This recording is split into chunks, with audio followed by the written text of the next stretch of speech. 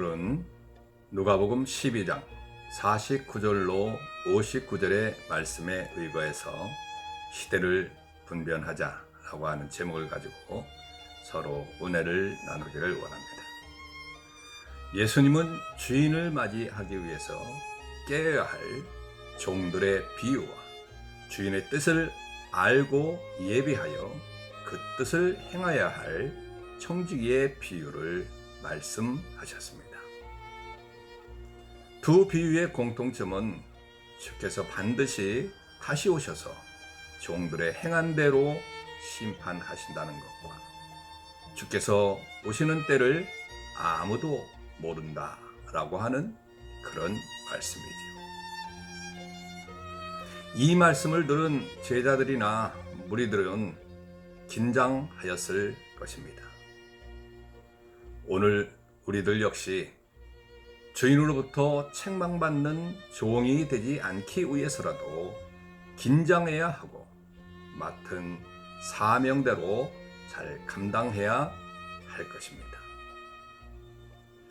그래서 우리는 주의 재림이 더딜 것이라고 생각해서도 안 되고 재림에 앞선 시대의 특징과 이 시대를 사는 방식을 몰라서도 안 되는 것이죠. 그러면 우리가 꼭 알아야 할 것은 무엇입니까? 첫째로 재림 전 시대의 고난이 있음을 분명히 알아야 합니다. 학자들 사이에는 49절에 불이 무엇인지 관한 그런 많은 논란이 있어 왔습니다마는 이들은 불이 성령 혹은 성령의 능력을 가리킨다고 하고 어떤 이들은 이 불이 성령에 의해 복음이 전파되기 시작한 것을 가리킨다고 풀이하였습니다. 또 어떤 이들은 이 불을 박해의 불로 이해하면서 악한 세력에 의해서 박해가 시작되었다고 풀이하였습니다. 또 어떤 이들은 이 불이 심판을 의미한다고 풀이도 하였습니다. 그러면 어떤 것이 옳은 해석일까요? 이 말씀이 앞선 비유들, 다시 말하면 재림과 심판에 관한 말씀들의 연장선상에서 있다고 할 때 이 불은 심판의 의미를 담고 있다고 볼 수 있습니다. 그런데 그 심판은 고난이라고 하는 불을 통한 심판입니다. 다시 말해서 믿음의 사람들은 어떤 고난이 주어지더라도 믿음을 지키고 신앙을 지킴으로 자신이 주께 속한 사람임을 증명해야 된다고 하는 것이지요. 반면 그렇지 못한 사람은 고난이 올 때 믿음으로 견디지 못하고 주께 속한 사람답지 않는 행동을 하게 될 것입니다. 주를 따르는 신앙인들에게는 반드시 고난이 임할 것입니다. 예수님 앞에도 받을 세례, 곧 십자가에서의 고난이 준비되어 있었습니다. 그 고난이 얼마나 힘겨운 것이었던지 예수님은 그 이루기까지 나의 답답함이 어떠하겠느냐라고 하면서 심적인 고통을 호소하였습니다. 하지만 주께서 십자가의 고난을 감당하셨던 것처럼 주를 따르는 종들 역시 고통스러운 상황에 내몰린다 하더라도 믿음을 지키며 사명을 감당해야 합니다. 예수님은 갈등과 분열이라고 하는 큰 고난에 대해서 말씀하셨습니다. 극한 비유이기는 하지만 한 집에 5사람이 있어 분쟁한다고 하였습니다. 다시 말해서 복음을 따르는 사람 때문에 가족들 간에 극심한 갈등이 생길 것이고 끝내 예수와 가족 사이에 양자택일을 하는 막다른 골목에 몰릴 것이라고 하는 것이지요. 여러분, 가족과 분쟁하는 일만큼 고통스러운 고난이 어디 있겠습니까? 하지만 그런 고난이라도 극복해야 합니다.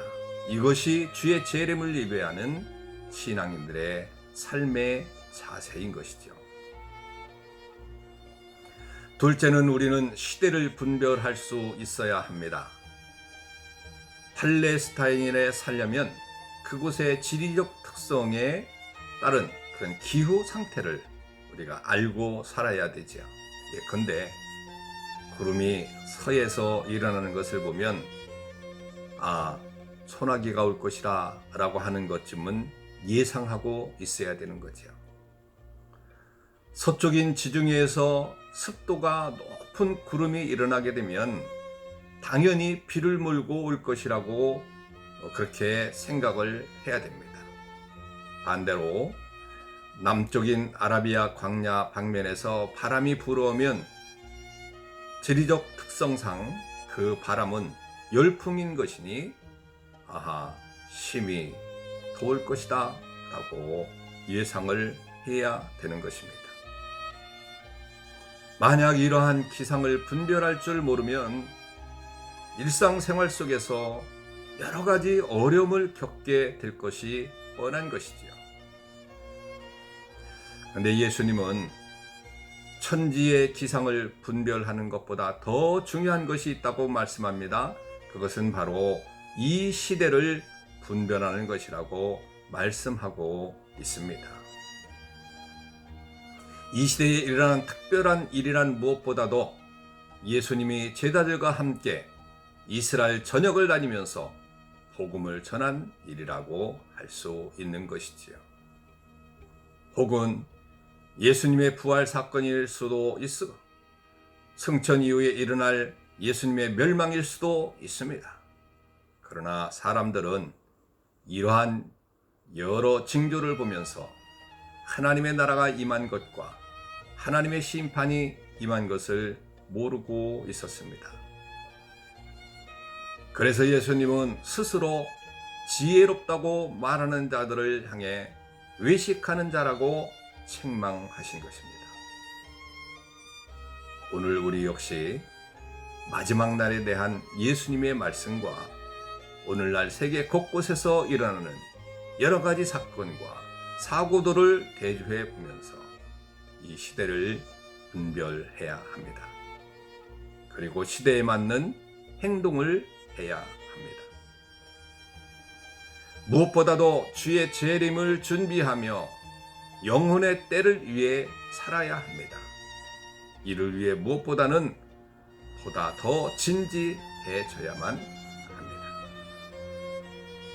막연히 주인이 더디 오리라고 생각하여 자기 마음대로 행동한 악한 청지기처럼 행동하지 말아야 합니다. 그렇게 되면 천지의 기상을 예측하지 못해서 겪게 되는 어려움은 비교도 되지 않은 고통을 겪게 될 것입니다. 예수님은 58절에서 그 구체적인 예로 화해에 대한 말씀을 주셨습니다. 서로 다툼이 있을 때 법정에 서기 전에 화해를 해서 문제를 해결하는 것이 가장 바람직한 그런 일이라는 것이지요. 화해하지 못해서 재판장에 끌려가고 그래서 관속에게 넘겨져 옥에 가두어지면 풀려날 기회가 없으니 얼른 화해를 하라는 그런 이야기입니다. 그런데 우리가 진정으로 화해할 대상은 바로 하나님이시죠. 하나님과 화해하지 못하면 심판을 받아 영원히 헤어나지 못할 것입니다. 주의 재림이 임하기 전에 가장 시급해야 할 일이 하나님과 화해하는 것임을 깨닫고 하나님과 화해해서 정으로 이 땅에 사는 동안에 평안한 삶을 사시는 저와 여러분들 되시기를 주님의 이름으로 축원합니다. 오늘도 우리가 기도해야 될 것은 코로나19가 속히 해결되어서 평안한 가운데 살기를 원하는 그런 기도를 드리시고, 금주부터 또 영상 예배를 드리지 아니할 수 없는데 정말로 안타까운 그런 일들이 벌어지고 있습니다. 이제 속히 정상으로 되어서 우리 예배도 편하게 드리고 또 살 수 있도록 해달라고 기도하시고, 무더운 여름철 온도가 30도 이상이 이제 계속되고 있는 날씨입니다. 그때도 건강 주셔서 우리가 믿음 생활하는데 부족함이 없도록 해달라고 기도하시는 귀한 아침의 시간이 되시기를 주님의 이름으로 축원합니다. 샬롬.